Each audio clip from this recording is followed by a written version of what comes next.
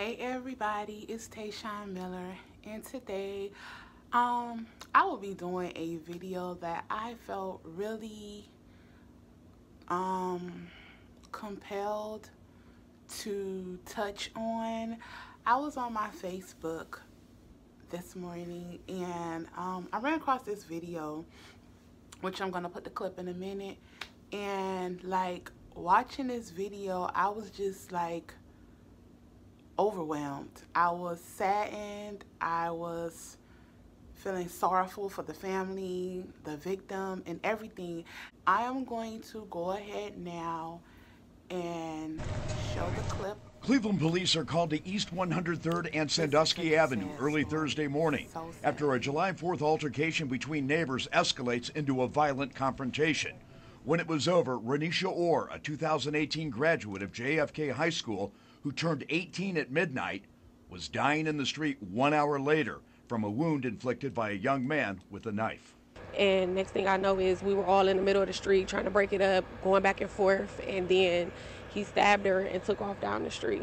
The dispute started earlier in the evening when residents in this neighborhood were celebrating the 4th of July. Renisha Orr's family saw a small child wandering in the street and grabbed her to protect her. But the child's mother viewed it as an act of aggression. The woman reportedly confronted members of the Orr family and then summoned the father of her child to the neighborhood. Witnesses say he pulled up in a car and threw fireworks at them, which they initially confused with gunfire. They claim the suspect then tried to use his car to run over Renisha Orr and her relatives, and then he got out of the car and the violence escalated to the point where Renisha was stabbed to death. He took a brick from one of their yards and tried to hit her with it, but he missed her face. And then next thing I know is she was right there laying on the ground. She was bleeding out. We tried to tell them. We was telling them, like, we tried to help y'all out, but they were drunk. When you're drunk, you can't talk to them. In the beginning, I have lived with an alcoholic parent, my father. And it's not nothing to play with at all. And most people that are alcoholics, for some odd reason, they feel like that when they get drunk or when they drink, they can say, oh, I'm grown, I know what I'm doing. And they think that it only affects them, not knowing that it affects many people, because when you drink, you become belligerent, you hurt people. What else they do, you know? And I understand that they have this theory where a drunk mind speaks a sober heart, and I honestly, in my heart, I believe that that is true, because most of the things that people really want to tell you or hurt you with, they wait till they get drunk to tell you, and they become mentally and physically violent. And I'm telling you, like, I've seen it firsthand growing up. This situation is really sad, because you did hear the girl say at the end of the video that when someone is drunk, you can't talk to them. And it's true. You cannot talk to them because their mind is totally gone.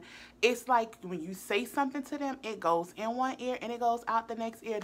It's like talking to a brick wall. They don't understand. And what they don't understand is getting behind, even, this is off topic, getting behind a wheel and driving. Not only are you endangering yourself, you're endangering other people that's on the road.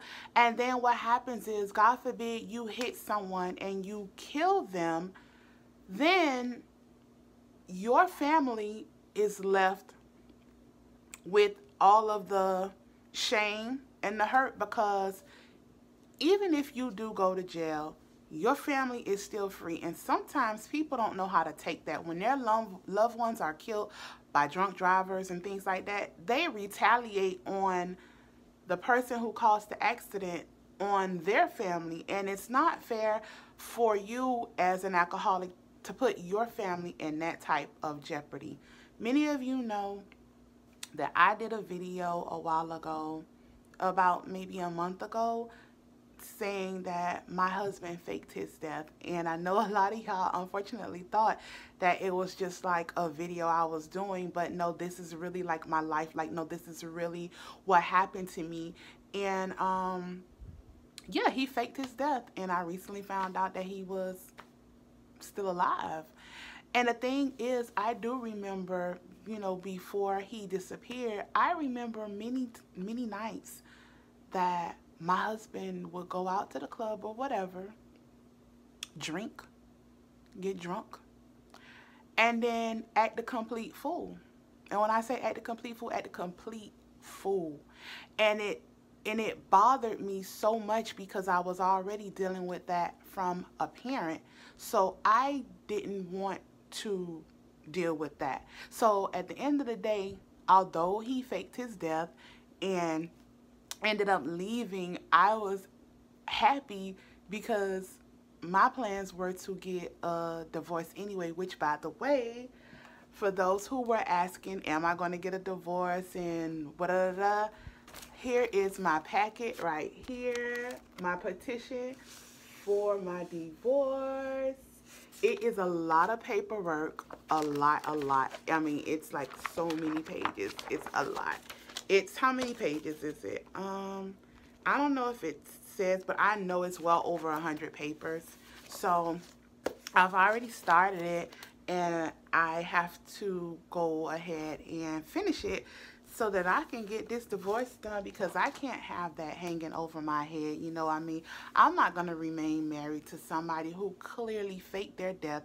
I thought that they were off the face of this earth, and now all of a sudden they pop back up with, I don't know what this dude got in his mind to do, and I'm in fear, not really in fear of my life, but I'm kind of scared because, like, my thing is, why now? Why so many years later you want to pop back up into my life? And like I say, I know that he drunk heavily. Let me tell you something. A person that wakes up in the morning and drinks alcohol for breakfast is a stone cold alcoholic. I don't care what nobody say. If you can wake up in the morning and before you even eat grits and eggs decide that you want to sip on some Hennessy or whatever, you're an alcoholic. You are a stone cold alcoholic, boo.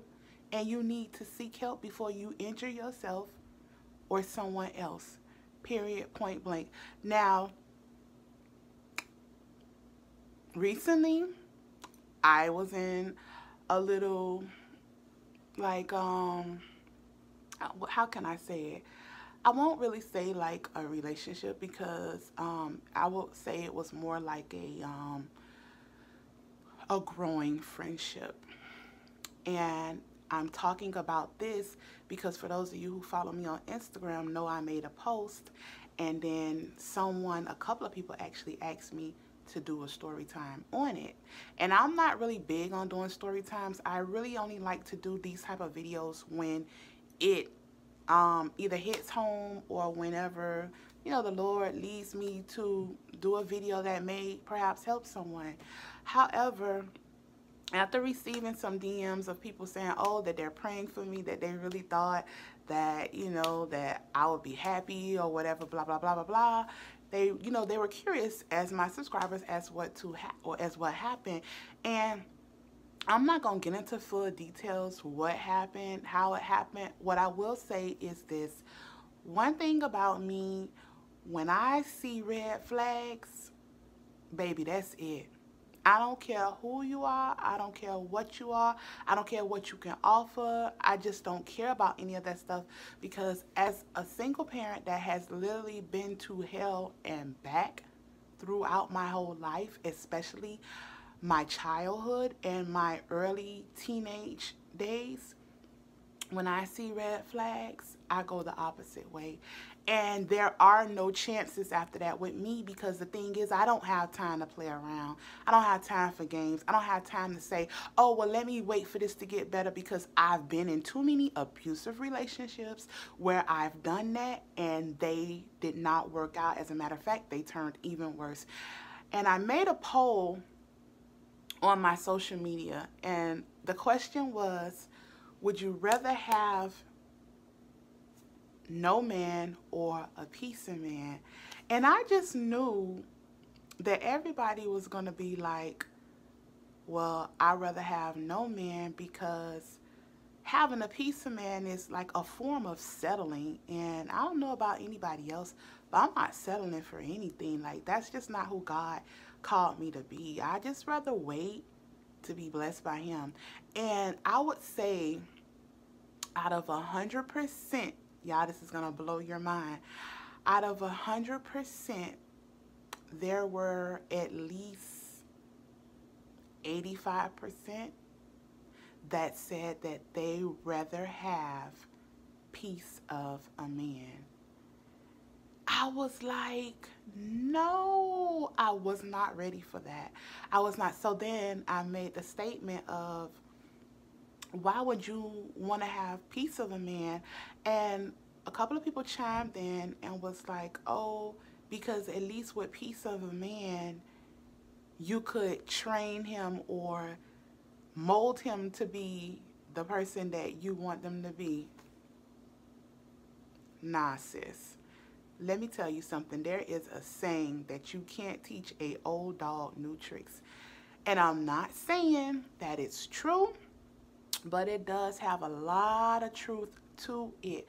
The thing is, the person that needs to change whatever it is, if they're a drug addict, an alcoholic, if they're a womanizer, if they like to abuse women, if they're a thief, a liar, like the only way that that would change is if they want the change deep down inside and they ask the Lord for help. Like, you cannot just change somebody. I don't care how good you look, how fine you are. A man gonna do what a man wanna do, period, with a T on the end.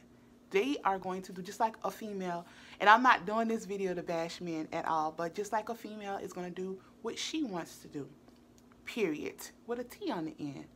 So at the end of the day, my preference, nah, bruh, I'd rather be single. And yes, it gets lonely. A lot of the time I'm lonely, but I'd rather be single than to be with someone that is going to lie to me, cheat on me, put their hands on me. You know, I have a child, and that's another thing. I don't understand how these women out here deal with these guys that they know are stone cold womanizers, and they have children. And then next thing you know, we see them on the news crying. Their child has been touched, their child has been molested, their child has been kidnapped, their child has been killed, worst case scenario. And it could be avoided. It really could be. You got to do your homework on these people. There is no man, there is no relationship in the world worth losing your life. I'm just sorry, but it's just not. And I know this video was talking about alcoholics, but I decided to talk about some other things because, you know, I get on social media every single day, and the things that I see completely break my heart with these. And it's not just women, it's men too. But it completely breaks my heart because I say to myself, how could somebody be so desperate to be with somebody even after the red flags go up? I don't know about anybody else, but for me, when those red flags come up, bruh, it is a wrap. You done. You are done, because I'm not giving you the opportunity to take it any steps further. Any steps further. I'm telling you, when them red flags go up, you gotta pay attention. And for those of you that are with men and you have children in the house and it's not their father, even the stepfather, you have to be careful with them. But if it's not their father, take the time to question your children, especially if you're going to leave them with them while you're at work, while you go to the store, while you hang out with your friend girls. Question them. Ask them stuff. I used to do that to my daughter when she was young and I was dating. Oh, baby, you best to believe I asked her all kind of questions. All kind of questions. Because kids will tell you. They will tell you exactly what happened. But the thing is, sometimes they're not just going to volunteer that information. You have some kids that will, but for the most of it, they ain't going to just volunteer nothing. And then, too, sometimes people tell them, you know, threaten them. That happened to me. You know, oh, you better not tell this person. You better not tell that person. So at the end of the day, you got to realize you're going to have to take that initiative to ask. And if you don't take that initiative to ask, there are some things that might be going on and you will never, ever, ever know about it. Okay, guys, so I am getting ready to wrap up this conversation. I won't really call it a story time because it's not really a story time. Yeah, I know I'm writing a book, so I don't want to really get in depth with everything that I want to discuss because I have to leave stuff for my book for y'all to read when y'all buy it. But yeah, I mean, y'all just please take heed to what I have said today.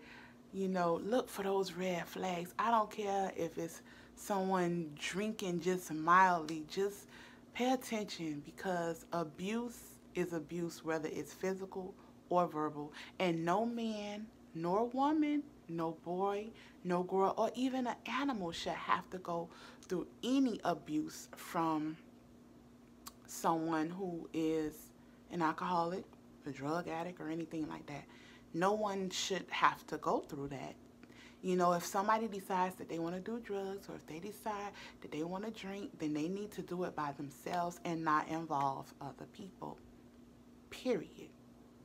I love y'all and I'll see y'all in my next video. Thanks for watching. Bye.